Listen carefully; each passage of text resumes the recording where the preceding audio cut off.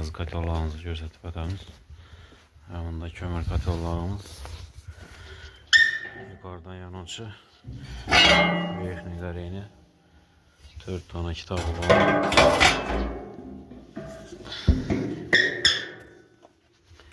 Eşikler amponleri groşni.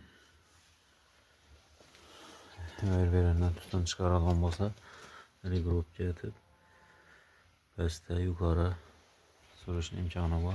Hem eşiklerinde 3 eşikinden bağlı havasa. Buna termostat, ventilatorun onların var. Komplektinde şurabilen cihazlar verildi.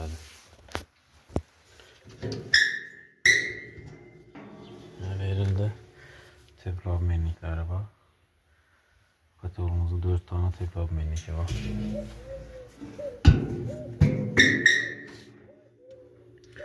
Bir mahmut için 127'lik döşük programımız.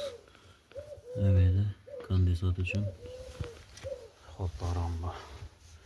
Demek o derlep soğuk adam bozmuş, pestana kadar katola gitmedi. Yabanda gaz katollarımız var. 25-30 kW'lı. Buranın demek kodlarında çizgi kodları var. İkisinden kandisata kadar olmasa falan düşüp duruyor.